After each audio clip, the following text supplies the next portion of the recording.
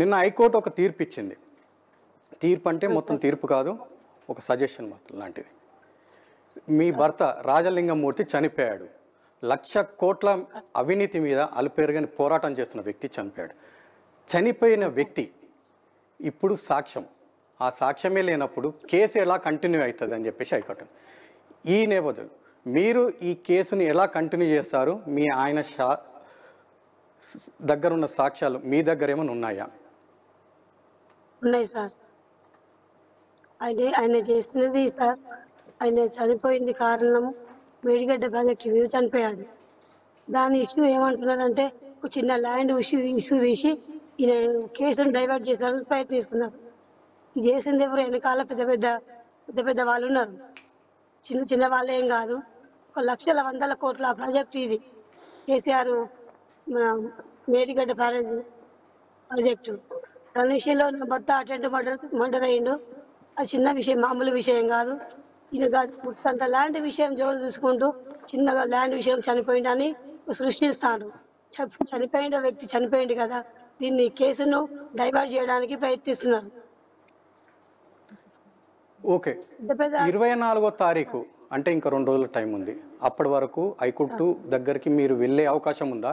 ఒకవేళ వెళ్తే మీ దగ్గర ఉన్న సాక్ష్యాలు ఏంటి? తప్పకుండా వెళ్తారు సార్. ఎందుకంటే నా భర్త చేసి చిన్న అంటే ఆయన ఏదో అవినీతి అక్రమాలు కాస్తారు. ఎందుకంటే పెద్ద వాటి గురించే ప్రజల కోసమే పోరాడిండు, ప్రజల కోసమే ఆయన బలయ్యిండు. ఆయన మేడిగడ్డ ప్రాజెక్టు మీద సక్సెస్ అయ్యిండు.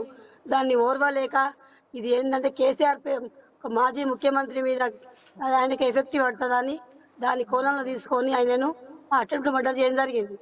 నిన్న రమణారెడ్డి ఏమంటున్నాడు, ఒక మీటింగ్ ఒకటి ప్రెస్ మీట్ పెట్టి ఏమంటున్నాడు అంటే సిబిఐ వాళ్ళకు చెప్పుకొని మాకేమవుతుంది, నేను చనిపోయింది దాని ప్రాజెక్ట్ మీద కాదు కదా, ఒక చిన్న ల్యాండ్ విషయం చనిపోయిండు చెప్పుకొని మాకేం భయం అంటున్నాడు.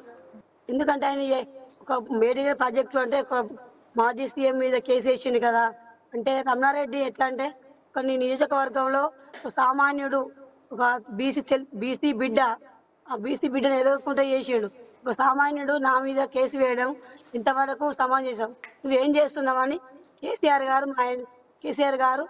కేసీఆర్ రమణారెడ్డిని అడుగుతుంటే నువ్వేం చేస్తానో, ఒక సామాన్యుడు కేసు వేసి నా మీద నువ్వేం చేస్తానని బెదిరిస్తే ఆయన మా ఆయన మీద, ఎందుకంటే బీఆర్ఎస్ పార్టీ ఉన్నప్పుడే మా ఆయన ఎన్నో సమస్యలు ఎదుర్కొన్నాడు.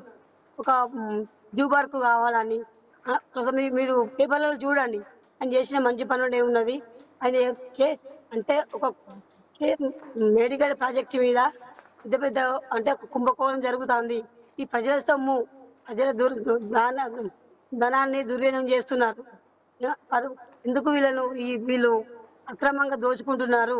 ఈ ప్రజల భూమి ఏంటిదంటే మన భూములు, గవర్నమెంట్ భూములు, దానిలో కూడా పోరాడిండు.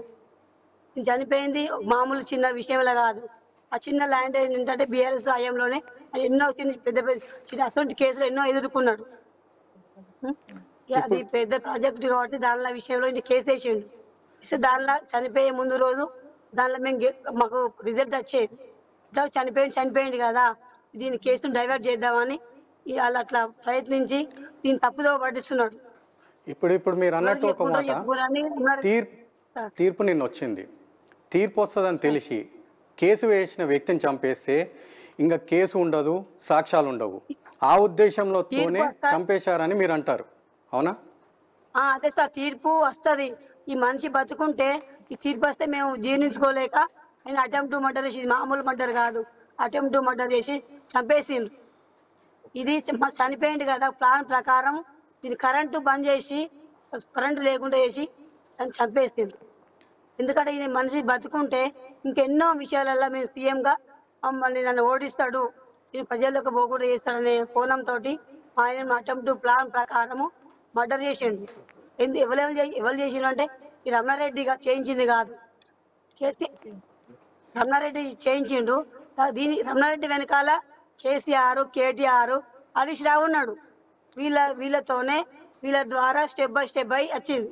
ప్రపంచంలో ఏ మూల ఏ క్షణం ఏం జరుగుతుందో వేగంగా తెలుసుకోవడానికి తొలి వెలుగు వాట్సాప్ ఛానల్ని ఫాలో చేయండి.